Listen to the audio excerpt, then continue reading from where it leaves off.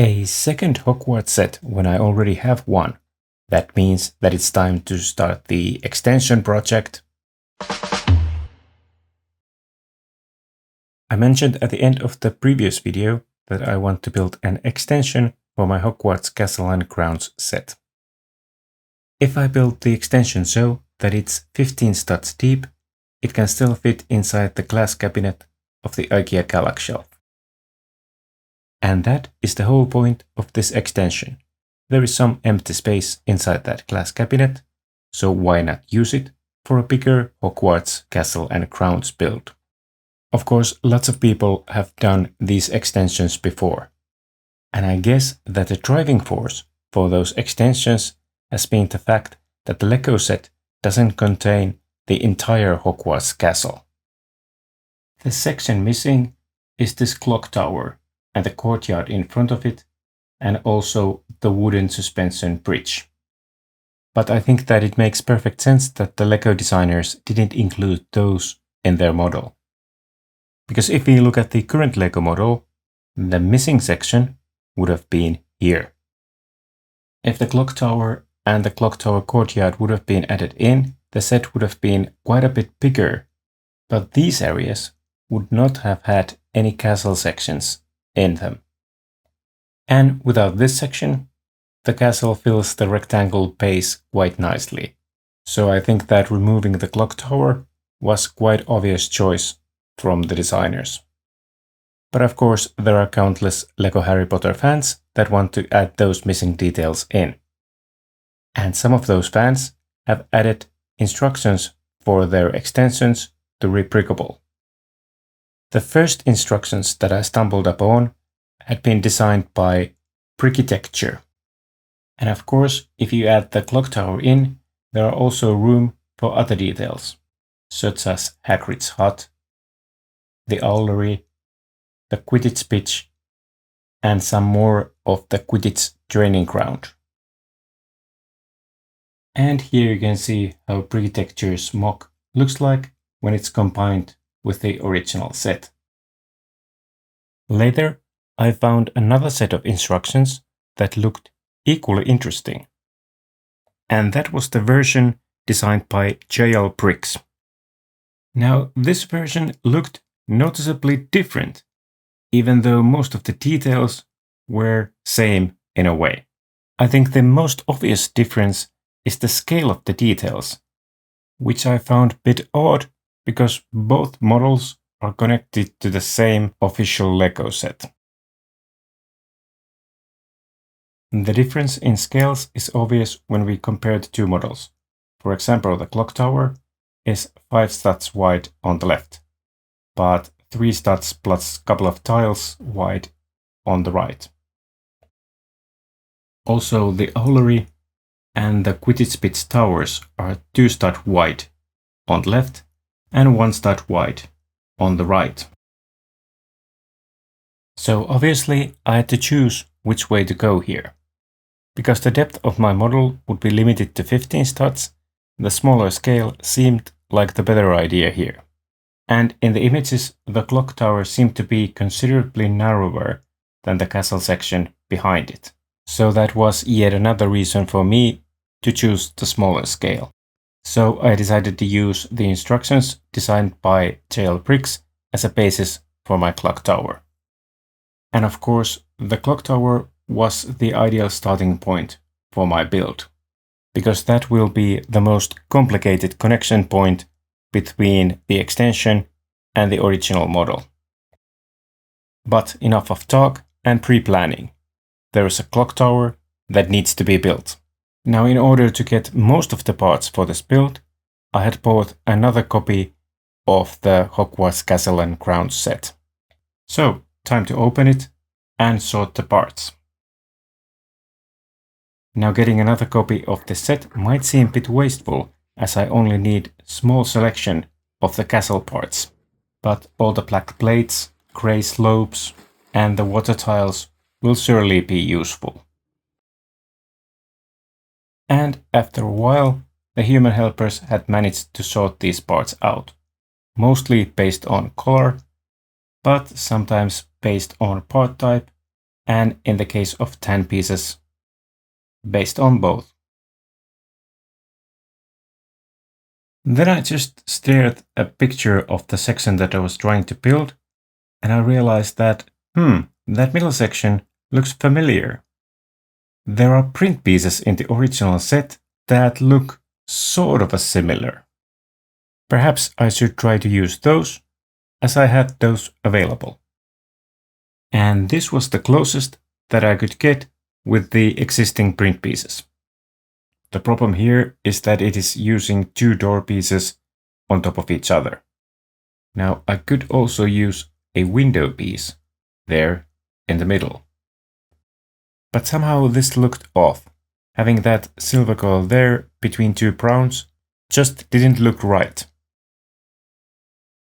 So I went back to my original version. I think this looks somewhat accurate. The next problem was that there was a 2 wide tile section at the top and 1 wide tile section at the bottom. One idea that I had was using these grill pieces, but I don't think that these really work here. The detail just looks completely off. But while trying to come up with a better way to do that, I started to work on the roof section. It will look like this once connected, but currently I don't have any studs to make this connection. But before I could solve that, I realized that I could use these rail pieces and tiles and add them this way to sort of complete the front facade. But once again, I don't currently have any studs where to connect these pieces. But the end result would look nice if I could pull this off somehow. I also realized that if I added these panel pieces in, the width would match the top perfectly. Unfortunately, I don't have enough of those in correct color, so I used white ones here for the time being. I also had the option of placing the panel pieces towards the middle, and I also think that this is quite good looking option. Now I just have to decide which one I prefer. Next, I started to create sort of a back section here using these inverted tiles. Now, of course, there are no open studs in the panel pieces, so therefore I need to come up with some other way to connect the rails in. One idea was using this longer tile piece, and then using some snot pieces on the open studs here. But unfortunately, the studs just didn't align. So instead, I just decided to create these cavities where the rail pieces would slide in. And these pieces on the sides should be tiles, but I didn't have any 2x6s at hand. So the idea was that the rail pieces would just slide in, and the courtyard at the bottom would in a way wedge those pieces in. That would not be an ideal solution, but I was pretty sure that it was going to work. But before I would solve that problem, I wanted to build this connecting piece between the 2 sections. Now the original build, that connecting section was just 1 stud long, but I wanted my version to be 3 studs long, as I wanted there to be a bigger gap between the sections. Now that could just be a 1x3 brick, but I decided to do something different. And it looked like this. Now this isn't actually accurate, but I went with what looks cool instead. And of course, this needs to align with these details in the original model. Then I needed to come up with some way to connect all these parts. In order to get these shield tiles attached to the top of the tower, I decided to use these D-snot bricks at the sides. And now those shield tiles could go in.